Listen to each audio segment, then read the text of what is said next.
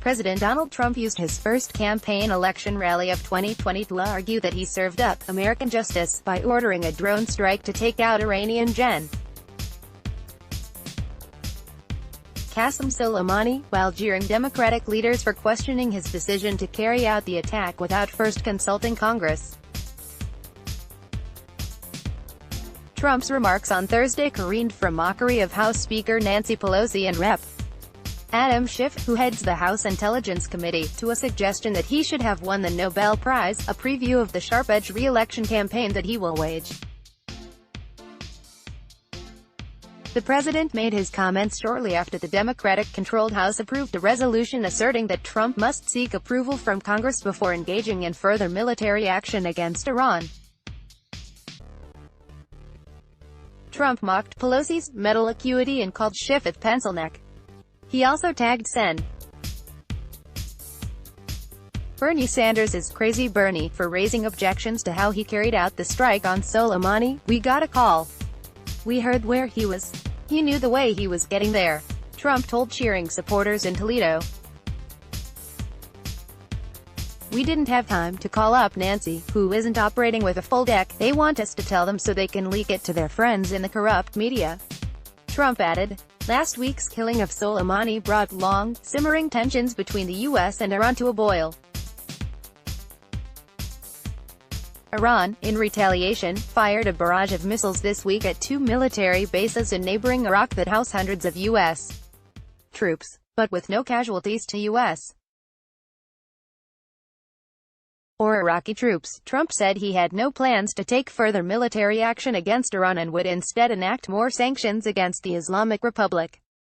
The Iran crisis, which momentarily overshadowed Trump's looming impeachment trial, has also opened a new front in the 2020 presidential campaign for Trump, who in 2016 campaigned on a promise to end American involvement in endless wars. Vice President Mike Pence, who joined Trump for the rally, said the president deserved credit for taking out a dangerous terrorist, while managing to keep the engagement from escalating into an all-out war, and when American lives were threatened by the most dangerous terrorist in the world, President Donald Trump took action and Qassem Soleimani is gone, Pence said.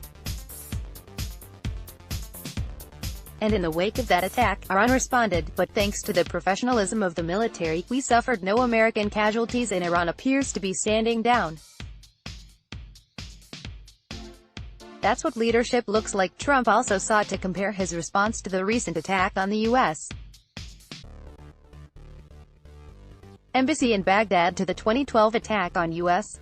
government facility in Benghazi. A U.S. ambassador to Libya, a Foreign Service officer and two CIA contractors were killed in the Benghazi attack, which led to a two-year Republican-led investigation into then-Secretary of State Hillary Clinton, who was not found to have committed wrongdoing. No Americans were killed in the Baghdad assault. The protesters managed only to breach the edge of the sprawling embassy complex. "This was the anti-Benghazi," he said. "We got there very quickly.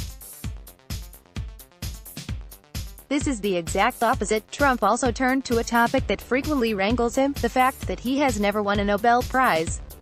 Referencing the 2019 Nobel Prize winner, Ethiopian Prime Minister Abiy Ahmed, Trump said that he himself deserved the honor instead. "I made a deal. I saved a country, and I just heard that the head of that country is now getting the Nobel Peace Prize for saving the country," Trump said. "I said, what? Did I have something to do with it? Yeah, but, you know, that's the way it is. As long as we know, it's all that matters." Abiy was awarded the prize in October for his sweeping reforms and surprising embrace of a bitter rival. Trump enters the election year flush with more than $100 million in campaign cash, a low unemployment rate, and an unsettled Democratic presidential field. Yet, polling shows he remains vulnerable. In December, an Epinor poll showed Trump's approval rating at 40%. There have not been more recent polls to gauge support for the president in the wake of the targeted killing of Soleimani, though opinions of Trump have changed little over the course of his presidency.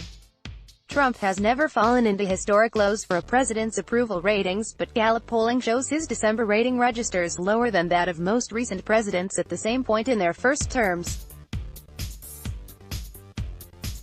Notably, approval of Trump and former President Barack Obama in the December before their re-election bid is roughly the same. But Obama's approval rating never fell below 40% in Gallup polling, and he recovered slightly in the months leading up to his re-election to finish his first term with an average rating just below 50%. Trump's approval rating has never been higher than 46% in Gallup polling. For Trump to win re-election, securing Ohio's 18 electoral votes will be critical. He won Ohio by 8 points in 2016, after Obama held the state in 2008 and 2012. The visit to Toledo marked Trump's 15th appearance in Ohio as president. Let's block ads. Why?